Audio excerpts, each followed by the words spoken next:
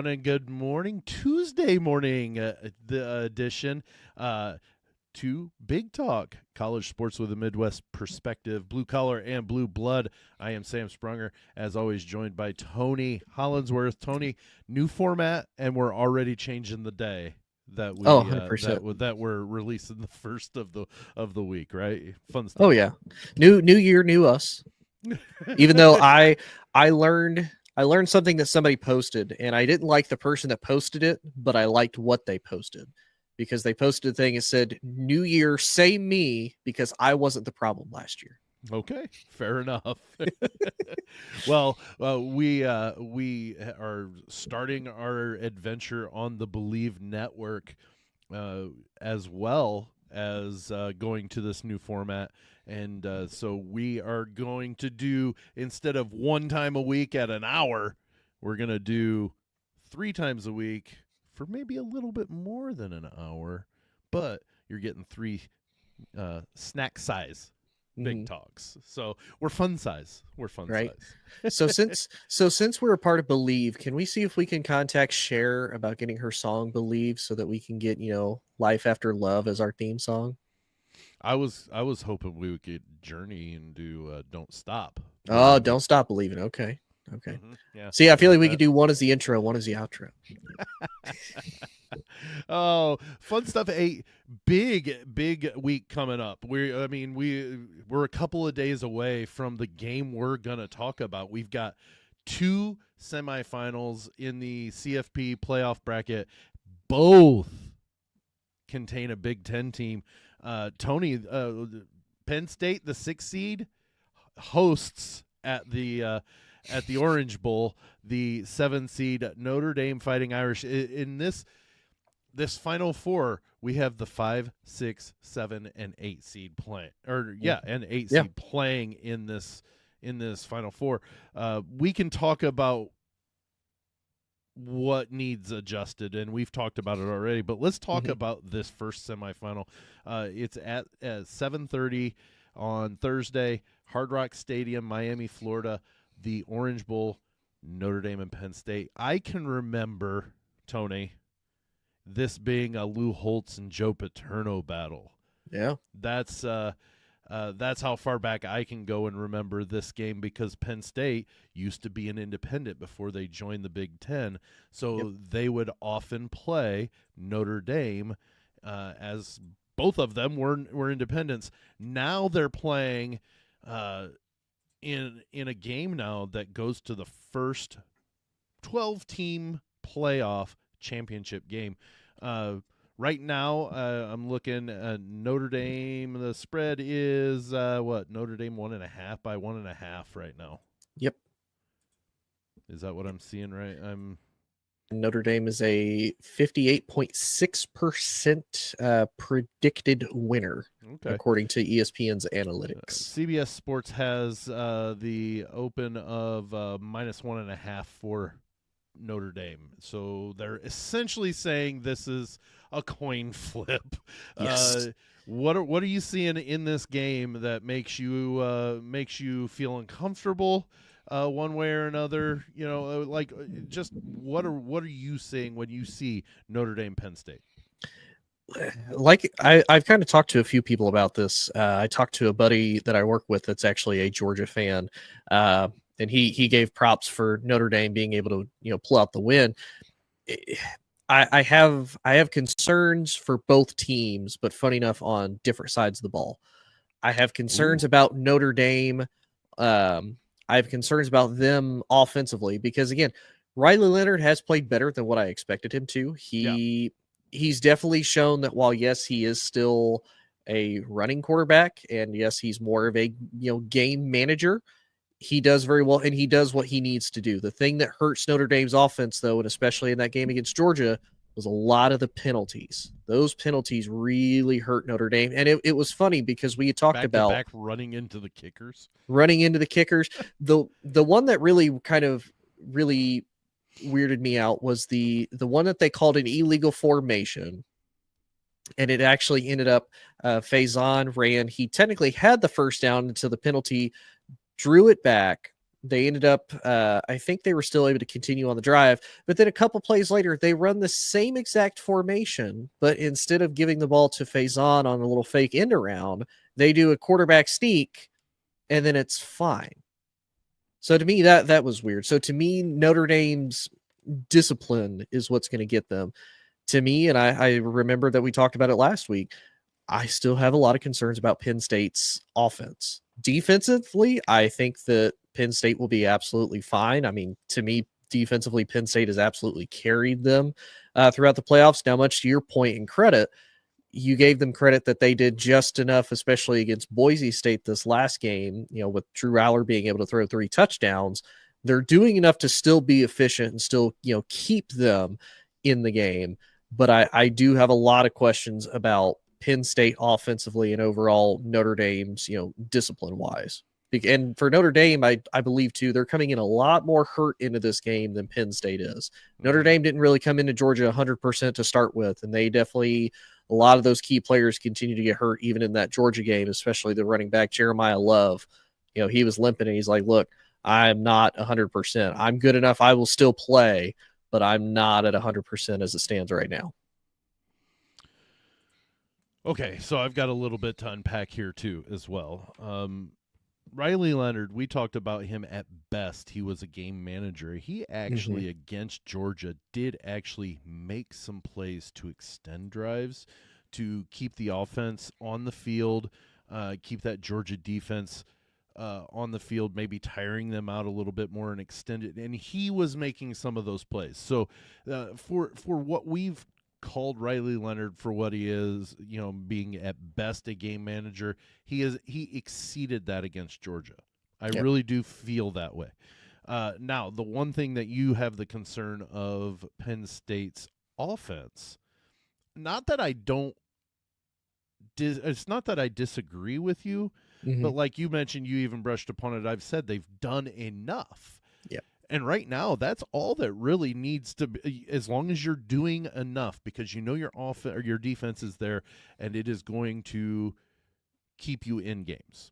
Yeah, I wholeheartedly believe that Penn State, and I have a point to make about that, but I believe Penn State's defense is going to keep an offense like Notre Dame's. They're not a high-powered offense. No.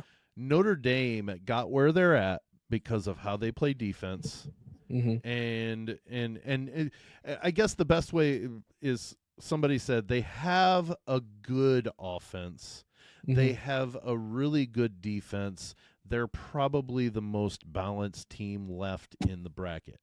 Yeah. I would disagree, but we'll talk about why I disagree with that on Wednesday, so tomorrow. Yeah. That should give you a little hint. But the one thing that I keep thinking about is now granted, they won by 13 points. They beat Georgia 23-10. But they still only won by 13 points when they had like a JV quarterback playing in this game against them. That's nothing against Gunnar Stockton. He had 50 total attempts in his career going into a quarterfinal game against probably, in my mind, the tied for second best defense left in the bracket. Okay. I'm assuming behind Ohio State. Behind Ohio State. But we'll get to that whole thing later. Right. So I honestly think that they're going to struggle a little bit more with Drew Aller and the offense that Penn State can bring. Look at their totals. They put up 38 and 34. So they're averaging 36 points a game. If they can score 28, I think they win this game by 10 points at least. Because I don't think that while Notre Dame's offense is good, great defenses take down good offenses and slow them down immensely. Now, do I think that Notre Dame's going to go scoreless? Absolutely not. I think Notre Dame is going to score points. They're going to put some points on the board and force the Penn State defense or offense to score. But I think this is an uphill battle for Notre Dame. Okay. See, the thing where I'm a little torn, and funny enough, I looked this up too because I did remember that Penn State used to be an independent, especially back in the Right. 90s. Yep. So do you know what the overall series is between Penn Oh, State and Notre Dame? Notre Dame has a huge edge, don't they? No. The series is 9-9-1. Oh, okay. So this breaks the tie. Yeah. So the last time Notre Dame beat Penn State was in 2006. It was Yep. in South Bend. They beat them 41-17. The last time these two teams have faced overall was in 2007. It was in Happy Valley, and Penn State won 31-10. Yeah. Now here would be my question to you, because I do agree. I think that I think if Penn State can get at least 28 points, I think it'll be close enough, maybe a 28-24 matchup. You look at who Penn State has had to face in the playoffs so far. Now, obviously, we've talked about you can only play who you can play. You're scheduled to play whoever you play, and that there's nothing more you can do about that. Look at the two best teams Penn State has had to go up against all year, realistically, as far as up and down overall talent. They lost both games. One of them really close to Ohio State, which we've talked about. If they maybe perform a little bit better, maybe cut back on some of the mistakes, we might be talking about a different game. And then obviously I'm going to say they get more or less crushed by Oregon. The game ended up being closer, but for the most part, it stayed a 2-score game for a good majority of the game. I think with Notre Dame, I'm not necessarily going to say that Penn State is going to get beat because of that, but I think this is going to be a significantly tougher task for them, and I don't think it's going to be as easy for them, because Notre Dame is probably going to be the third best team that they face all season, barring them making it to the national title game. I don't disagree that this is going to be their hardest thing, and I need to preface something. Penn State and Notre Dame, I think, have about an on par defense. Maybe the slighter edge to Penn State, but I do think Ohio State's got the best defense left in the tournament. That's my opinion. But Penn State's defense is where it gets. They make the money. You know what I mean? They're driving the bus, the Penn State bus. And they're just going, hey, guys, can you at least throw some points on the board? The last 2 weeks you've done a great job. If you can put up X amount even of 10 points, something, we're going to make this a game, and it's going to be one hell of a game. I mean, and that I am leaning towards picking Penn State, because I just think Notre Dame, like you mentioned, Notre Dame's coming in injured. They really are. They're beat up. And that's not to say Penn State doesn't have some injuries or some nicks and scratches, but there hasn't been anything made of note that I've seen anyways that says, oh well, that's a huge hit to Penn State. It's going to sound bad, and it's one of those. I'm just not a Penn State fan, so I don't dive as deep into their roster as I do to other rosters. But yeah, you look at it. Drew Aller is still up and running. Tyler Warren, who's probably their absolute biggest playmaker on that entire team, is still running. He is going to be such a bear to try to keep at bay. They use him in so many different ways. And he's going to probably match up against what was Notre Dame's linebacker, the one that wears number 0? He got hurt in the Georgia game. He ended up coming back. I can't remember his name off the top of my head. You're going to ask me a question like that. Come on. Hey, look, if I don't know it, I expect you to somewhat know it. Come on, man. Well, keep talking and I'll find that. But nonetheless, though, he's more than likely going to have to cover Tyler Warren. I think that's going to be an issue. And then number 11 for Penn State on the defense. I don't remember his name, unfortunately, either. I do remember watching him. I know he has made quite an impact, and I don't think he has. There's a lot of hype for him to live up to that number 11 college number wise, especially after, who has worn it most recently being Micah Parsons and the success he had at Penn State. You're talking about Xavier Watts, by the way. Xavier Watts. That's right. I was like, I know it's something. He's a safety. Okay. More likely they're probably going to put him up against Warren if I had to bet, just because of his size and his speed. Number 11 is KK Smith, wide receiver. Are you talking about Penn State's number 11? Penn State's number 11 Okay, on sorry. defense. I not that I wasn't listening, but I wasn't listening. He wasn't listening. Typical man, just not listening to me. Anyways, but no, I agree. I think with the injuries that Notre Dame has had, and for Notre Dame, it's not even the matter of it's to like all of their star players. It's to even guys that may not necessarily be at that star level, but they're just underneath there. That is what's hurting them. If it's Penn State, to me, Penn State has enough depth overall that they're able to overcome that I don't necessarily think Notre Dame has as a whole. Abdul Carter is I thought his last name was Carter, but it's like I don't want to say it looked like a goober, but I totally I don't disagree with anything you've said, and I really honestly, the more and more I sit here and look at it, and even more as I look at it now, because I've got some stat lines and stuff around here, I'm taking Penn State to win this game. I think, and right there's Abdul Carter's name yet again. I'm taking them because they come in healthier. Mm-hmm. They come in not in better shape as in how they've gotten to the Final Four here, but rather how they've played their games. Yeah. They didn't toy around. I'm not saying Notre Dame did with either IU or Georgia, but they were a lot closer than either of the games that Penn State had played. Don't care who they are. I'm going. One played a 10 seed and the other played 11. Then the next one played the 3 seed. The other played the 2. So I don't care. Okay, they played the way the committee has brought them into the tournament, and I just think that they've been very more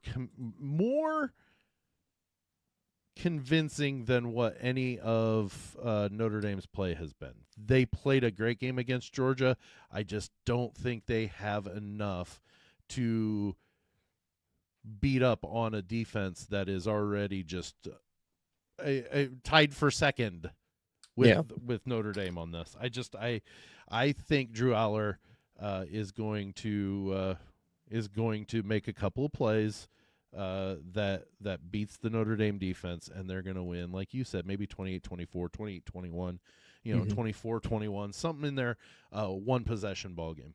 Yeah, and I want to point this out too for anybody who doesn't know, like you said, Notre Dame is pretty well balanced, but like we talked about, to me, Notre Dame almost runs more of that old school type of team.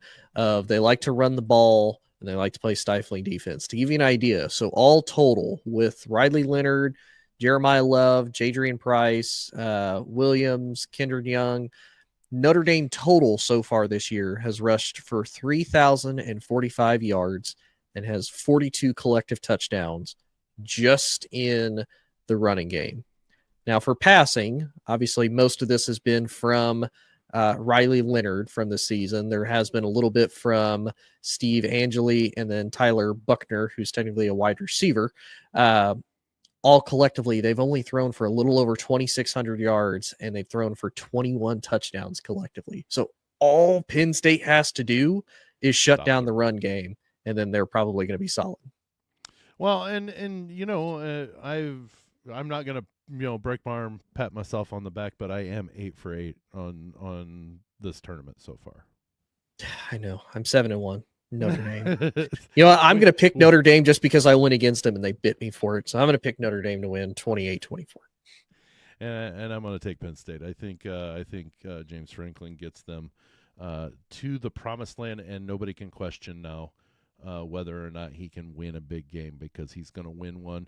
If he loses to Ohio State next year, oh well, we'll get him eventually. Keep plugging. Right. But let's transition before we wrap up today's episode. We wanted to talk a little bit about what Aman-Ra St. Brown, the Detroit Lions wide receiver, he was interviewed and he brought up what he felt needed to happen with the NFL playoffs. It kind of runs hand in hand with what we've said our biggest issue with the 12-team CFP bracket was it automatic buys. Mm-hmm. Granting of automatic buys. St. Brown said it's silly that a team with 7, 8, maybe even 9 wins gets a home game over somebody who finishes second in their division but has 14 wins. And essentially, you look at the NFC North, the winner of the Vikings and Lions game was going to be the 1 seed. The loser goes to be the 5 seed. Yep. It doesn't matter, and they'll have a 1 game difference in their record. Yep. So that the going into the final week of the NFL, that's when he made his comments that he thought it was silly that the loser has to go on the road when they've essentially been one of, if not the best teams in the conference. We talked about that with the 12-team CFP. Is no knocking the Boise State Broncos or the Arizona State Sun Devils. I don't think they should have had an automatic bye simply because they won their conference tournament. So do you agree that the NFL should be going to this format as well? Of you can get into the playoff, but we're not giving you an automatic bid or like an automatic home game, right? Or a bye. Home game. That's what I meant. Yeah. No, I agree. And this has been an issue for years. And we talked about it before the show even started. You could go back as far as 2010. The Seahawks won the NFC West. They were 7-9. They hosted the Saints, who were like 11-5. Yeah. They beat the Saints because of the beast quake of Marshawn Lynch. And then they go to Chicago. And even as recently as Tom Brady's last run with the Buccaneers, they finished 8-9. They won the NFC South. They had to host a playoff game. They got beat. And that was actually the Cowboys beat Tom Brady in his very last starting playoff game. So this has been a problem with the NFL for years, and I'm kind of surprised that they haven't really tried to address it. And I think it's one of those, they want to try to keep the idea of winning your division as an important thing because you get an automatic bid to the tournament. That right there means a ton. Should mean a ton. It should. But again, that's where to me the NFL is going to be like, well, it's a big deal because they win the NFC South. Here's the other argument I would make. Look at how often these divisions rotate as far as one. Look at a couple years ago. Actually, look at 2020, for example. The Washington Commanders won the NFC East. They were 7-9. All the other 10s were 6-10. You almost had a 6-10 team win the division and host a playoff game for the first time ever. A 6-win team would have hosted a playoff game as far as competing goes. And it ended up not coming to fruition. But it was like, oh, the NFC East is just absolutely the worst division in football, as it stands currently. And I think it was 2022, it was a total flip around. You had the Eagles end up, winning the division. Dallas was right there behind them with 12 wins. And then I believe the Giants were right behind them in third place with 10 wins. And then you look at the NFC North this year, you had Minnesota, you had Detroit, you had Green Bay sitting there with 11 wins. And no chance of being the winner. Yeah. And they have to go through as the 7th seed in the playoffs with 11 wins, which is insane. Now, don't get it twisted. Washington also had 11 wins and they're the 6th seed. But I mean, they're behind, the Rams and the Buccaneers, who they both have 10 wins. I thought the Buccaneers only had 9. Nope, they have 10. They went 10-7. Yeah. That's fine. Them and the Rams went 10-7. But still, it's like, okay, wait a minute. So the two teams that just because they're in tougher divisions or tougher divisions in the current year get the boot as compared to the Buccaneers, who all they had to do was basically outlast, Kirk Thuggins and, a rookie Michael Penix. And they had to outlast actually, they didn't really even have to outlast Carolina or New Orleans. That was just that was handed to them by themselves. The NFC West was more competitive, but even then, the 49ers were injured all year. The Seahawks have Geno Smith, who's old and not exactly great, but still, it is nuts. And I do think, as much as the NFL does look to leagues like the XFL, they look a little bit towards college football. I definitely think that they need to potentially look at, okay, we need to pick the 7 best teams, 1 through 7. If you win your division, yes, you get an automatic bid, but that doesn't mean you get to host a playoff game, because if your division's bad, you included, it's bad, and we're going to give it to somebody else who had a significantly better year and just as equally tough, if not tougher, division. Yeah, I think it will. You'll see the change in both this season after the season's over. I think the CFP is already talking about it, and they're their own entity. They could say we're not doing anything for 2 years, but if they really want it done next year, they'll make it happen. And I think the NFL is exactly the same way, and it should be. And I know it's not giving a participation trophy. I saw some idiotic response to, "Oh, is this the participation trophy?" No, the participation trophy would be Everybody you're gets in in the regardless. tournament. Yeah.